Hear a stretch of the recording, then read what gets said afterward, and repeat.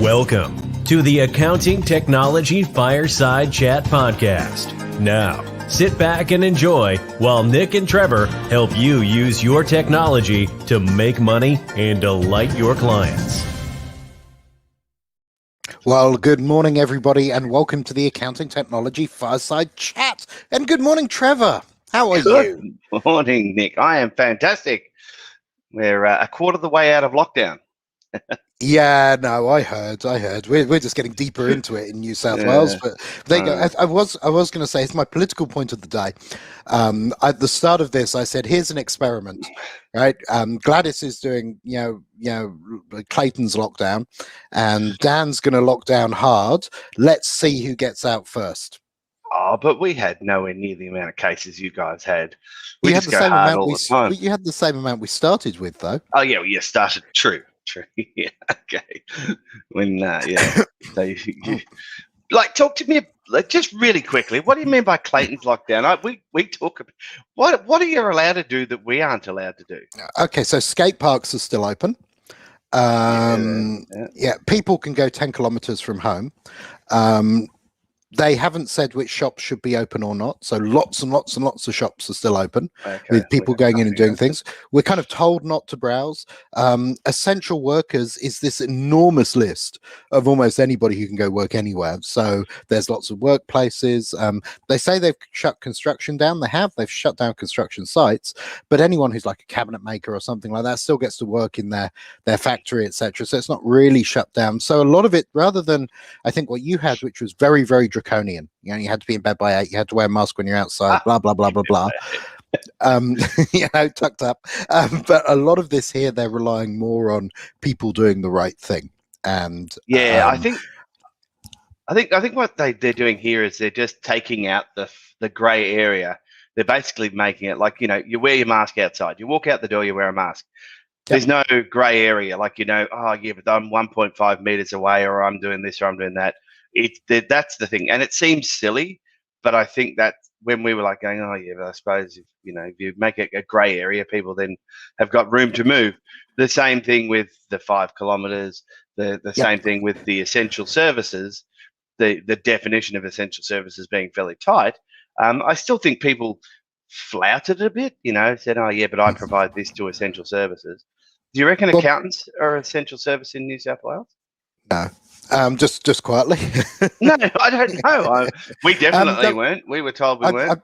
No, accountants are still working, so they certainly are in New South Wales. We're allowed to work we can work from home, though. That's the difference. Yeah, no, absolutely. So there's lots of different. I think it's quite fascinating. So I think my view on it is it's the same at work. When you create a procedure, don't leave any room for people to think. It's like, remember when we talked about data and spreadsheets and people putting in, you start off with this beautiful spreadsheet, it's just a list of data, and then you get some commentary to the side, and it all gets woolly, and it's not very easy for you to understand, and probably for a computer to understand.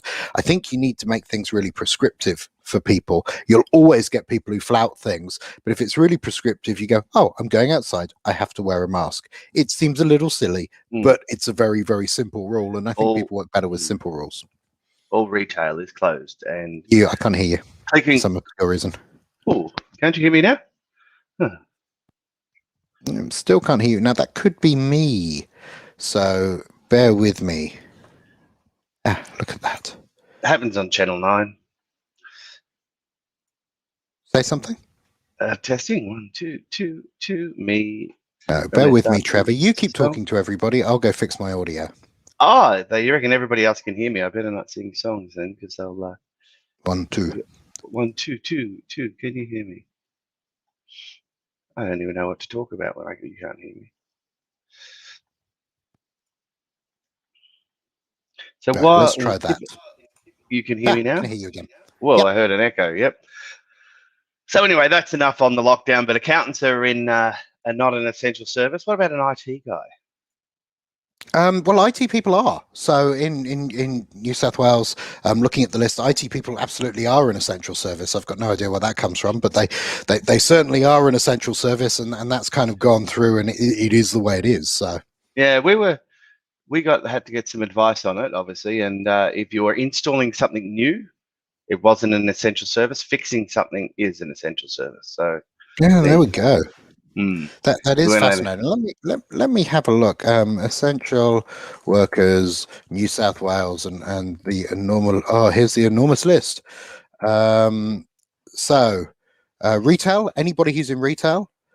Anybody who's in administrative and support services, public administration and safety, healthcare, of course, education, agriculture, manufacturing, transport, postal and warehousing, electricity, gas, water and waste, information, media and telecommunications, financial services, and other services.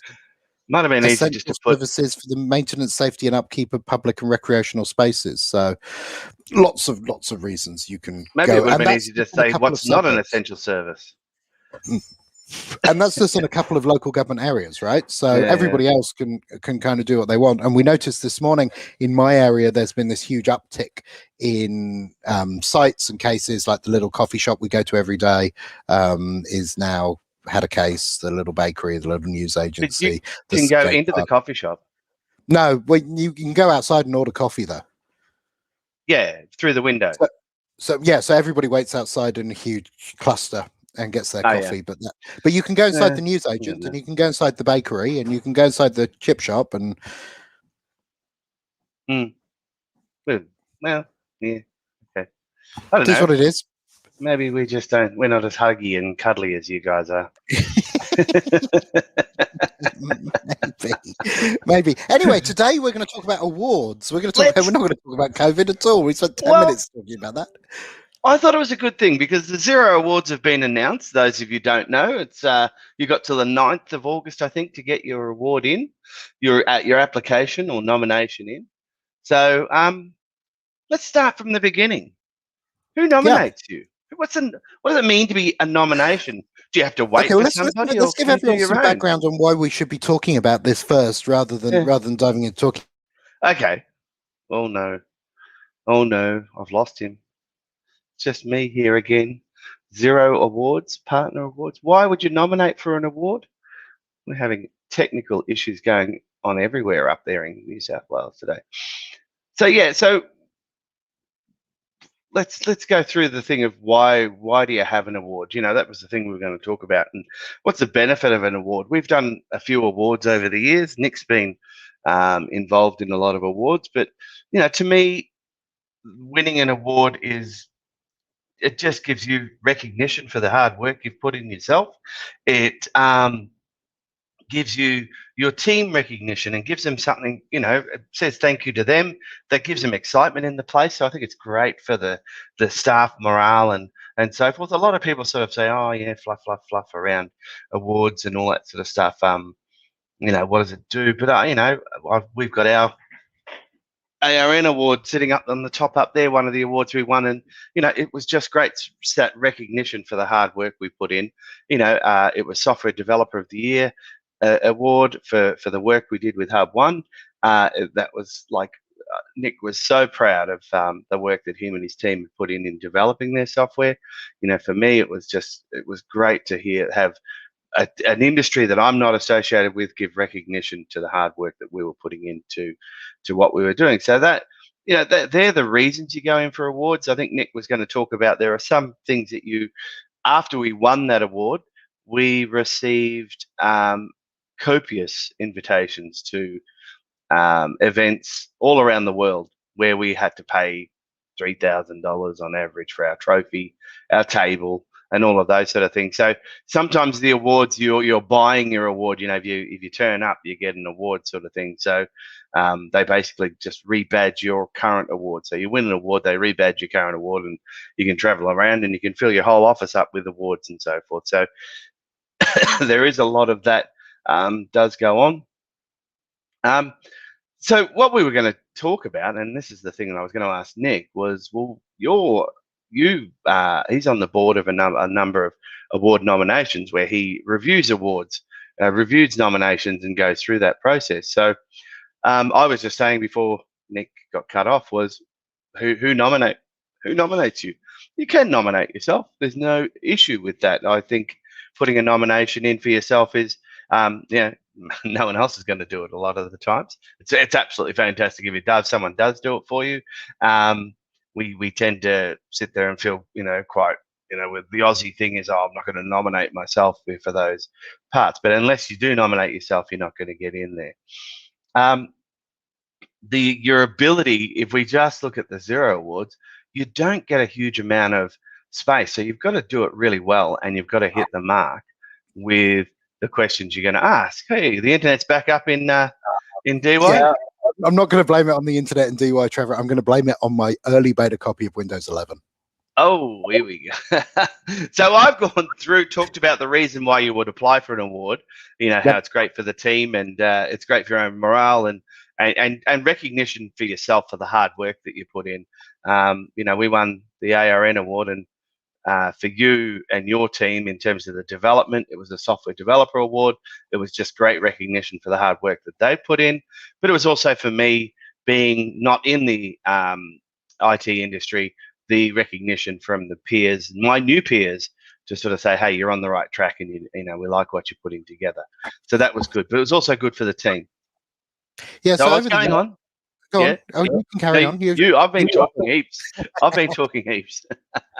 So one of the things I've been, my first awards I won were years and years and years ago in another set of companies, but we won 6 global awards once, and winning a global, those are Microsoft Partner Awards, and winning 6 Microsoft Worldwide Partner Awards was pretty spectacular. That's probably a crowning moment. But having won some awards, I'm now a judge on 2 awards: the Women in IT Award, which is called the WIICTA Award, and I'm also a judge on the ARN Innovation Awards. So I get to judge all of those. So that gives me a kind of cool insight into how the award system works, what people are looking for in awards. But I think we should also warn people there's dodgy awards out there too. Yeah. I was talking while you were off air. I was talking about how when we won the ARN Awards, we just got inundated by magazines and people wanting to, basically, $1,500 to $3,000, and you'll get an award. Fill a table, and you'll get an award. Yeah, exactly. I think there's a lot of that out there. There's also what are they good for? So you talked about an award being good for the team and it's good recognition, but there are some awards out there which actually just make you a target for people trying to sell you stuff. So there's in my industry, there's a couple of awards which are the fastest growing companies, but you get on that list, right? Customers don't really care. Right, your team go, that's kind of vaguely cool, but all the suppliers in the world really, really care about that. So you get kind of hit by that kind of thing. But I suppose it's good that your supplier, there's got to be some good to it. Your supplier seeing that you're fast growing and those sort of things, and you've got them coming to you. At least you're getting, even if you're getting too much of it, well, it's maybe not a bad thing. So I think it's important to look at who's created the award and why is it there. So if we look at in my industry, the CRN and ARN awards, or in accounting daily awards, those kind of things, they're set up by the media to recognize people in the industry. And they're really there to give them a whole bunch of column inches, kind of make them seem incredibly relevant, and have stories they can carry on for an entire year. That's actually quite valuable for them. They can do highlights on these people and blah, blah, blah. So they are trying to make themselves part of the industry. They are trying to give people recognition. That's kind of the side effect, but they're trying to sell papers. That's what it's all about. Vendor awards are really different. I remember certainly in a couple of awards around the Microsoft vendor space, they'll award businesses which are having success in areas they want to highlight other businesses to go and do. Yes. Okay. So they give the award in the space that they want them to do. Yep, or they award someone who's done the most amount of sales in an area to encourage people to do that. So vendor awards are interesting. They're not as they're not designed to be as for the award recipients as you think they are. They're very much part of pushing the vendor's agenda. Yeah. And certainly you can pack a ballroom of people if everyone in that room thinks there's a chance they might get an award. And also, people are going to get motivated to try and get an award. So they're going to say, well, how do I get the award? If I can get the award by selling more of this and selling more of that. If I look at Xero's award, there's a lot around certification and use of their application. I think Microsoft was the same thing. We got when they were really pushing There was a space around Office 365. There was, they would come out and say, we're focusing on adoption. So Yep. we would have in a year, the more of your clients that adopt and use all the applications within Office 365, that increases your chance to win the awards and so forth like that, and get recognition for that. So they use it exactly what you said, to get you to use their application more, to sell their application more. For Xero, it's getting in within their ecosystem. So they've got their applications within their partner network. It's really important to them to have other applications coming into their marketplace and into their partner network. So recognizing the accountants in there to use all of their app and recommend their apps is a big step that they do. The other part that they do is, I'd kind of say, if you look at geographies where Xero's emerging, so they've got pretty much a leadership position now in New Zealand and Australia.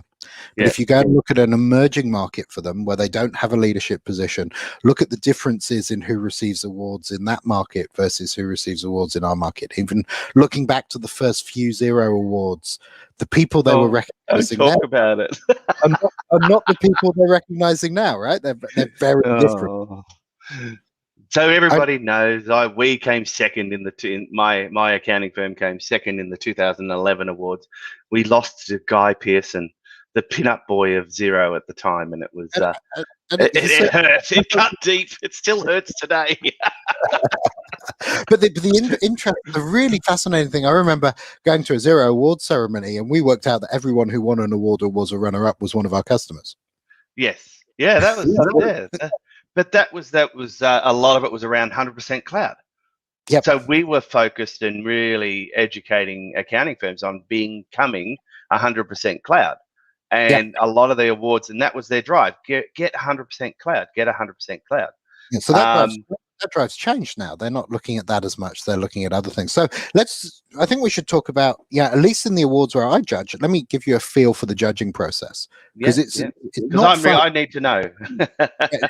It's not fun. The reason they limit the amount of words you can put in is not for your benefit or to make it hard for you. It's for the judges. So on the awards I judge, they'll go through all of the submissions and they'll create a shortlist.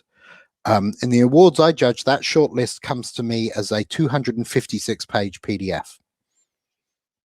Right, which is crammed with all the text from all of the nominees, their submissions, and you have to read each one of those. And you're doing an award judging process. You're not going to. You have to read each one. You have to absorb them and understand them, and then you have to vote for the ones that you think should win the award. And sometimes you've got 3 votes in a category. Sometimes you've just got 1. It depends on how they're doing the voting. But that's a good 2-3 days out of my life per award that I judge to read. What words highlight? What things, when you're looking at it, obviously you're looking at a lot of words, you're reading through it. What things stick out that you would say, that would interest me? You obviously, if the name of the person, that business, if you know the business, you're going to read their submission a bit more. I've got to try really hard not to do that, right? Because the temptation is, I know that person, so I'll just give them my vote and carry on. I think you've got to be, and I'm sure there's some people who do that. I think you've got to be a bit more circumspect and actually sit down. And I like to read every nomination as if I don't know who the hell they are. And what I really dislike, and you get lots of these from the big corporations who are nominating someone, is the marketing buzzwords. Right, this internal program, this internal thing, this internal thing, this internal thing. I don't care about that. What I care about, at least in our awards, is what have you done which either improves the lot of someone else or makes their life easier. Our IT is all about making people's lives easier. What have you done that has had an effect that's bigger than yourself in a positive way is kind of the nugget I'm looking for in kind of all those awards. And very commonly you'll get, they got internally awarded for this, and I don't care. What difference do they make to the world is kind of the yardstick I judge by. I think that's kind of important, because just being impact on the being a star in Microsoft or Cisco is really cool, but if it's only happening internally and there's nothing to see outside, it's like a tree falling in a forest with no one there. So saves time, makes life easier. These sort of words are going to stand out to you when when you're doing that. That's what you've done. This is how you've changed someone's life. This is how you've changed some other business. Yeah, that's cool. Yeah, so from an accounting point of view, here's an example of something that would at least pique my interest. Is, last year we sent out tax returns by physical mail, and all our clients had to sign them and post them back to us. This year, 100% of our clients have signed them online. Yep, and that's how you've used all the tools. Yeah, and I was the accountant who put it in. I was the one who convinced my team to start doing it, and I got on the phone and phoned the last 3 80-year-old clients and talked them through doing this online, and as if by magic that all happened. So that's really something to think about. Cool. What about this? What? Tell us what sets you apart. Is that the same thing? Yeah, what makes you different is important, because I think it's hard in the accounting industry, right? Because you all kind of do the same job. So what makes you different? Well, you do. There's the advisory stuff, which is really cool, but the role of an accountant is fairly well known. Well, at least to me it is, and I'm an external observer. So what is it that makes you different to everybody else? What have you done that's innovative? And anything can be innovative, but innovative and new and exciting and different, and actually created a result. Yeah. It's you can go, oh, we did this brand new system that did XYZ, but if it didn't create a result, nobody's going to really care. What result? It's about impact. And also getting your clients to flick a few words in, put a testimonial, and getting them, brief little, this, or do you reckon it's? You don't have a lot of words in a submission, and while a client testimonial is nice, a lot of people will say if you can't get a positive client testimonial, then you really, really are doing the wrong thing. If you're doing even vaguely the right thing, you should be able to easily get a positive client testimonial. So that's not. It's nice on your website when people are trying to find out who you are and they're already interested in you. From an awards submission, unless you're specifically asked for stuff from a client. Now, one of the other things a lot of people have started asking for an awards submission is videos. I personally hate videos as a judge because it's a whole more time I need to sit and watch videos. Make them short, sharp, and punchy and different. Yep. All right. Also, self-congratulatory award submissions don't go down. I don't think go down really well. I think they're awesome. Yeah, we know you like what you do, or you wouldn't be there. It's about that external impact that I think is important. Yeah, make sure you don't put anything in there that looks like you might get up on stage and have a political event on there as well. Well, remember, you've got to be positive. Almost all of these have a team of judges, and those judges are going to have different views and different political leanings, and different this and different that and different the other. So don't assume they're going to all think that the same thing is good. So leave the politics and the conjecture, and leave that out of it. Just talk about impact. All on there, impact the clients. And if you're doing a vendor submission, it's impact. If you think about it, the end clients of Xero are the small business owners who are using Xero. The accountants are all the way through. So if you can talk about significant numbers of small business owners who've gone and bought and used more Xero because of stuff you've done, that's going to excite a vendor every day. Cool. All right. I was just going off this afternoon to do my award and nomination. So there we go. Oh, we've got that sorted. So get out and do it. Like, it's a hoot of a night, isn't it? When you're nominated and you go along. That's cool. And when you win, it's a bit blurry afterwards, and you wonder who took home the trophy. All of those things. But we had a ball, like from when it went from the start right through to the end. Walking in, those sort of things, being involved, everybody excited for you. Congratulations on your nomination. So you're a winner already. Then through to when you win, and the excitement of it is something I'll never forget. I did forget afterwards a bit, the bar afterwards and all that sort of stuff, but that's okay. You don't win these things very often. So enjoy it, celebrate it, and celebrate those things with everybody else, because, you don't get many chances to celebrate wins. What's wrong, Nick? Your audio is gone, so I've got to talk again. This is, I've got to keep talking. I don't know what you're saying. So, Can't hear you at all. Is this Windows 11? Windows 11. So just those who don't know, Nick is beta testing Windows 11, and it's impacting on all these other applications. So someone's got to go out and test it and find all the faults and let Microsoft know about all those things, so that when we get it, it works well. But unfortunately, it's affected those things. But I don't know, Nick, is there anything else we wanted to talk about? You want me to talk about? Sorry, before we head off for the day. But you know, the message from us is, if you're in an industry, nominate yourself, learn how to do it. Makes you feel, even doing the application makes you feel better.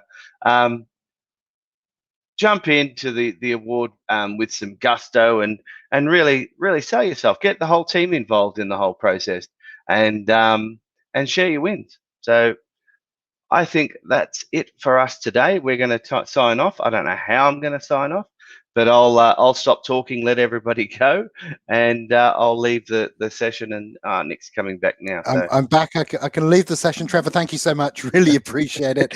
I'll go and fix my Windows 11. Have a fantastic day, you all. Okay, see you then. Cheers. Bye.